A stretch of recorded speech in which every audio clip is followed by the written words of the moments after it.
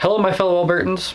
Today we're talking policy within Alberta 51 project and breaking down each section for you so you can understand just exactly how great Alberta can be as the 51st state of the United States of America.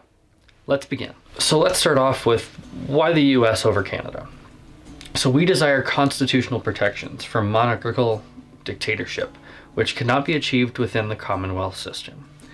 Any protection by the Charter of Rights is subject to the notwithstanding clause, effectively canceling out any rights at the whim of the elites.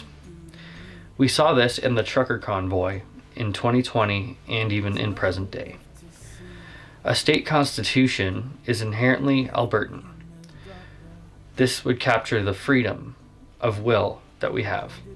The free cowboy, the rancher, indigenous, patchworker, the farmer. The spirit that is in and embraced by all Albertans. These rights and freedoms would be protected under states' rights as per the U.S. Constitution. The American model has several political advantages. For example, equal representation in an elected Senate, separate branches of government, separation of church and state, and a system based on the ideal that all humans are equal, without conferring any special rights for religious, ethnic, or any other groups. The U.S. Constitution was conceived by the people and for the people. There's always been a big debate between choosing statehood or independence. Well, here we're going to answer for you why statehood rather than independence. For starters, statehood allows for unrestricted free trade with 50 states. For example, currently oil is sold to the U.S. for 10% less. Statehood would mean selling oil for the full value of the US dollar. If the United States agreed to the independence of one province, then the United States would have to agree to the independence of all provinces. And if the United States agrees to recognize the independence of all provinces, then naturally, all of the provinces would be able to acquire arms and defend their respective borders. This would render North America defenseless. Also, there would be risk of balkanization and the potential subversion of any part of Canada. Exiting Confederation by the will of the people and applying for admission to the Union as a self-governing constitutional state is absolutely clear. In fact, it is a plan that has been worked and has worked 50 times without fail over 3 different centuries. True independence will be obtained when Alberta becomes a state and a sister partner in the American Union. So the question of the benefit of being a constitutional republic over a constitutional monarchy is at the heart of the matter with regards to joining the US. The term republic comes from the Latin phrase res publica, meaning public thing.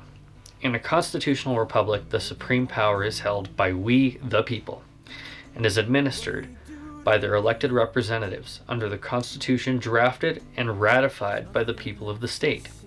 In a republic, the people are sovereign. In Alberta today, there are many signs which indicate that the monarchical control wielded by the federal government has reached unhealthy levels, and that such control is hindering the people of Alberta and stifling them from reaching their greatest potential as a province. We propose restoring the power to the people once and for all by democratically joining the United States of America as a republic and as a sovereign state that is fully protected by the U.S. Constitution and by the American military. Until the inherent power of sovereignty is restored to the people of Alberta, it is certain that the kind of suffering that has been endured for generations will only continue until the cycle is one day broken. Of course, we've got to give some benefit here to our native folks who have been on the land much longer than us. And here's how you would actually benefit from Alberta becoming the 51st state. Let's break down how a few things work. In Canada, hereditary chiefs and the introduction of the Indian Act in 1876 introduced the elected chief and council system, which forced communities to elect their leaders and hold elections every 2 years. Know also that they are elected by their people, but are accountable to the federal government. As you can imagine, this new form of leadership caused friction and confusion. In America, tribes have the inherent right to operate under their own governmental systems. Many have adopted constitutions, while others operate under articles of association, or other bodies of law, and some still have the traditional systems of government.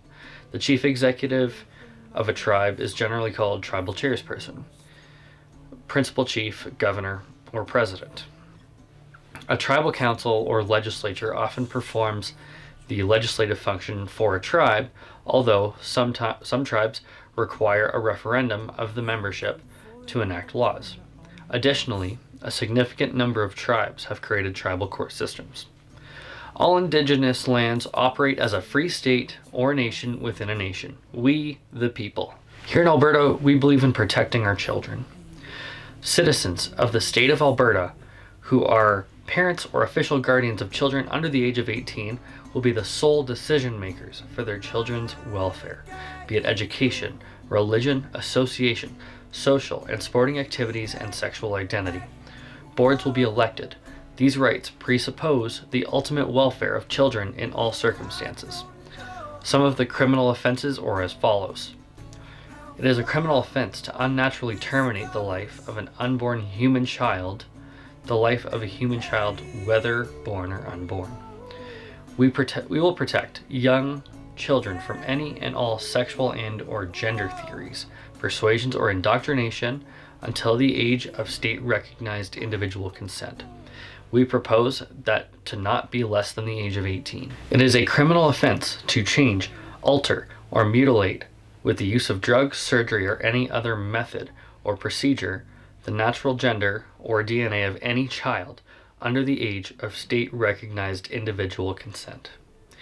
It is a criminal offense to traffic any child of the world for any purpose whatsoever under the age of state-recognized individual consent. Any offense will be subject to maximum penalties by law up to and including life imprisonment without parole. All offenders will be placed on a public watch list for life. Any sexual crime against a child, which includes the murder of a child, is subject to capital punishment or life imprisonment without parole. Any sexual interference, whether directly or aiding and abetting by anyone at or above the age of state-recognized individual consent, which involves any minor person, regardless of the offense or the damage incurred by the victim, is subject to a minimum of 10 years to life imprisonment without parole. So what are we asking from the U.S. as an investment package as part of statehood? In the process of petitioning the U.S. government for statehood, we propose asking for an investment package that would cover the cost of any money that Canada says is due. Also, this investment package would allow for the creation of vital infrastructure that will be needed once Alberta's economy begins to boom as a free trade American state. We propose asking the U.S. for an investment package of $1.8 trillion to offset the cost of joining and to create the infrastructure that will be needed to fully function as a state. This money would go to pay off any debt that Canada says we owe. The rest would go into Alberta as said investment package. Becoming the 51st state would indefinitely put an end to Canadian equalization. Currently, the federal equalization transfers from Alberta to Canada are at $688 billion, and the amount continues to climb. Recently, Alberta carried out a referendum on equalization, and over 60% of the people who responded indicated that it needed to be changed or abolished. The federal equalization transfer of over 2/3 of $1 trillion from Alberta to the other provinces represents the single biggest transfer of wealth in the history of the entire Western Hemisphere. By becoming a state, Canadian equalization will permanently end, while Alberta adopts a constitution and goes under the protection of the U.S. military. Alberta will once again have election integrity. Under new jurisdiction, we propose paper ballots, legal state IDs, voter lists updated annually, as well as a minimum residency period before being eligible to vote. We will prohibit the use of any digital machines to count votes. All votes will be hand counted and viewed publicly. We will pass laws preventing foreign entities from interfering in elections, as well as the creation of laws. Any interference in our elections will be punishable by a minimum of 10 years in prison, possibly more, depending on the severity of the act committed. I know many of us are tired of that 5% tax here in Alberta. As freemen, we should consider that the state does not own us and has no such right to burden the people with income tax. This is asking what the King of England did to the colonies.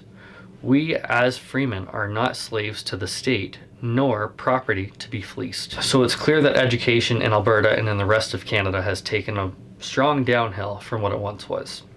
As a state, education would be strictly controlled by we the people. There would be publicly elected boards, classroom size limits of 21 students, and the curriculum would have no politically motivated content such as critical race theory, Marxism, or the LGBTQ and pedophilic propaganda.